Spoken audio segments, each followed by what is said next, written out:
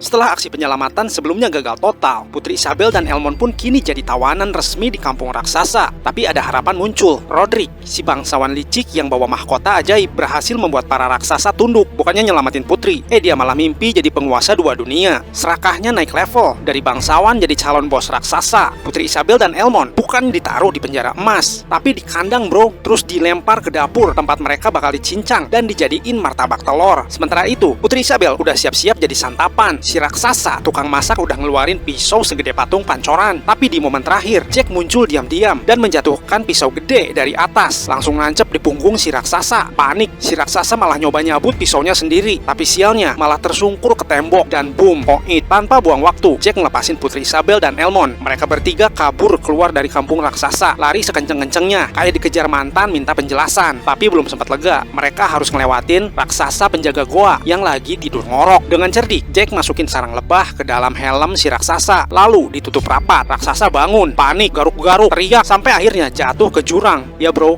ngebunuh raksasa bukan pakai pedang, tapi lebah. Luar biasa. Pas mau turun lewat akar pulang ke bumi, Elmond ngejar Rodrik yang lagi konvoy bawa pasukan raksasa buat nyerbu bumi. Sementara itu, raja yang panik karena satu raksasa udah jatuh ke bumi, langsung nyuruh pasukan buat nebang akar. Dia nggak mau bumi jadi restoran buffet buat bangsa raksasa. Pertarungan sengit terjadi, tapi akhirnya Rodrik kalah. Sayangnya, mayatnya langsung dicomot sama si Valon, raksasa berkepala dua. Jack, Isabel, dan Elmond buru-buru turun, tapi akar udah mulai dipotong. Mereka melompat dan jelek. Jack, Isabel nyungsep di jerami. Aman, tapi nyaris mampus. Raja yang sempat sedih mikir putrinya udah wafat, mendadak shock campur haru waktu lihat Isabel dan Jack pulang dengan selamat. Semua kayaknya bakal happy ending. Tapi bro, itu baru babak 2. Karena di kejauhan, Valon udah siap ngegas. Dia numpahin sisa biji kacang yang dibawa Rodrik. Pasukan raksasa turun ke bumi. Kali ini dengan amarah dan pemimpin baru. Jack yang lagi ngasih minum kuda, lihat bayangan di air. Pas nengok ke atas, raksasa-raksasa udah mulai turun dari langit. Tanpa pikir panjang, Jack ngebut ngejar pasukan raja buat kasih kabar. Elmond nyiapin pasukan buat pertahanan. Valon bahkan nyaris nangkep Jack di gerbang kastil, tapi gagal dan nyemplung ke parit yang udah diisi aspal panas. Jack dan Isabel ngumpet di bunker, tapi Valon nggak gampang mati. Dia nyelam di parit, masuk dari bawah, dan brak! Dia nongol di dalam bunker tempat Jack dan Isabel bersembunyi. Dua-duanya tertangkap. Valon udah ngiler mau makan Jack, tapi bro, Jack masih punya satu biji kacang ajaib. Langsung dilempar ke mulut Valon, dan dari dalam tubuh si raksasa, akar tumbuh liar menghancurkan isi perutnya dari dalam. Valon pun KO. Di luar, para raksasa udah jebol kastil. Pasukan manusia udah mau nyerah, tapi tiba-tiba, boom! Suara dahsyat menghancurkan istana. Jack pun datang dengan mahkota api di tangannya. Semua raksasa yang barusan sombong langsung bertekuk lutut. Raja pun kagum. Sang anak petani kini jadi raja dari para raksasa.